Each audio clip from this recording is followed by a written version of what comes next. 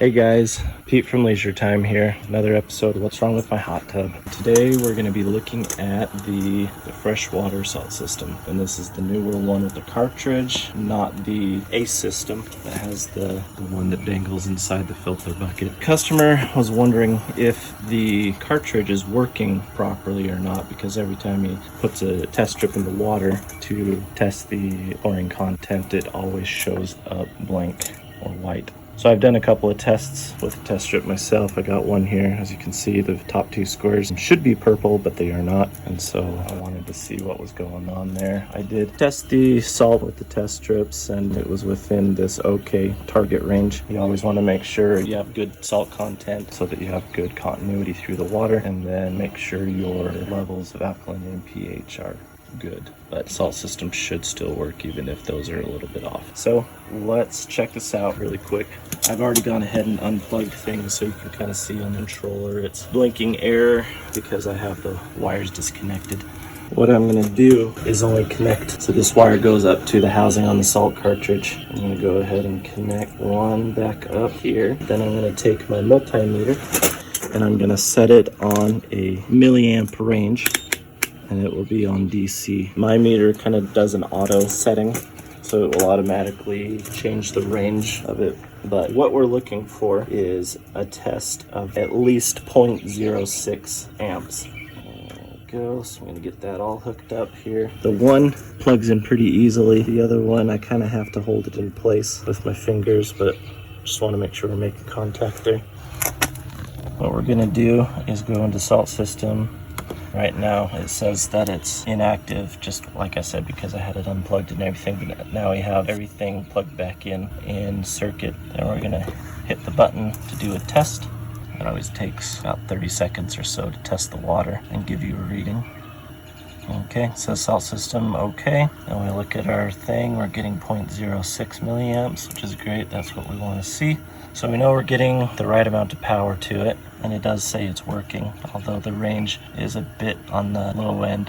We're gonna see if we can make a change there, and that might be happening just because of the way I have my prongs plugged in here. So I have already pulled the cartridge out and I put a brand new one in there just to plug the hole. You can use your plug that comes from the factory to test this, but I've also grabbed a little bucket of water, and just to show you that we're doing a fresh new test, we'll just dump that out.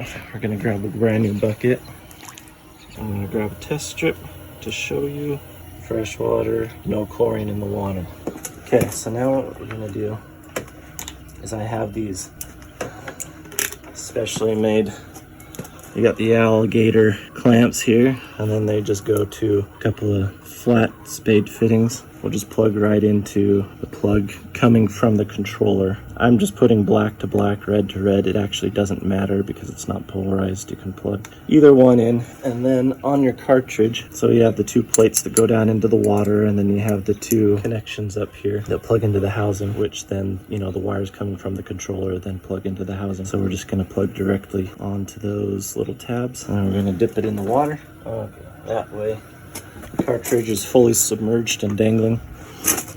So looking in there, cartridge isn't really doing anything, and that's probably because it went offline again because I unplugged it. We're gonna hit the test button again.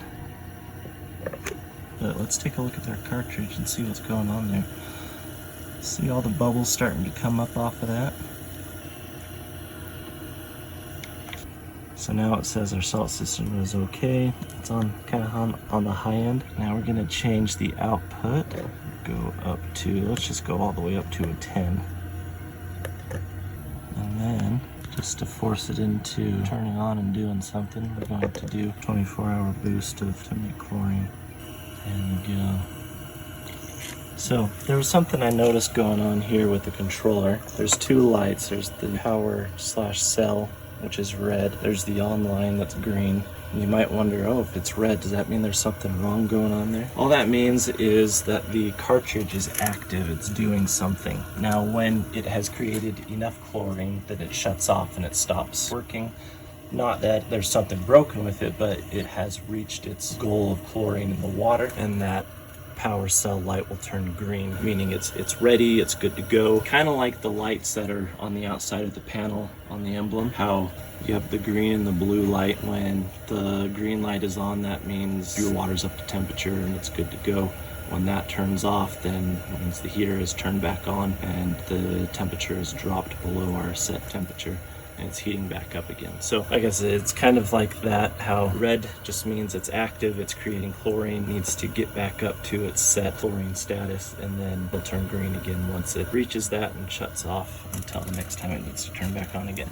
So I hope all that makes sense to you, but just wanted to show you this, how it's creating the chlorine inside the water. You can see it bubbling up, kind of a neat little deal. So now that we can physically see it making the chlorine, let's take our test strip again, and we're gonna dip it in this water. And look at that, it turns purple, so it's making chlorine. You can kind of see how we got some green and some yellow there on alkalinity and pH, so it's a little bit on the low end. We need to add some spot up to fix that. But I had the customer out here a few minutes ago and was showing them that and just confirming, yep, your salt system's working properly. There's nothing to worry about.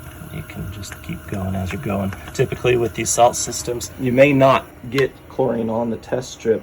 It may not show up, but just know that it's in there and it's doing what it's supposed to. And as long as you're dousing your tub with some granules at least once a week, that's sort of the shock for it. This cartridge sort of takes the place of those floaters that have the 1-inch chlorine pellets that kind of slowly dispense chlorine into the water. That's all this thing is doing. A lot of people make the mistake thinking that this takes the place of adding any chlorine into your water and it should be maintaining your tub chlorine all the time, but that's not the case. It still needs a shock of granules once a week. So I hope this helped. If you guys have any questions, send us a message on the YouTube channel. I'll try to answer some more questions. So thanks for watching. Thank you for watching another video at Leisure Time Inc. Be sure to like, comment, and subscribe for future videos.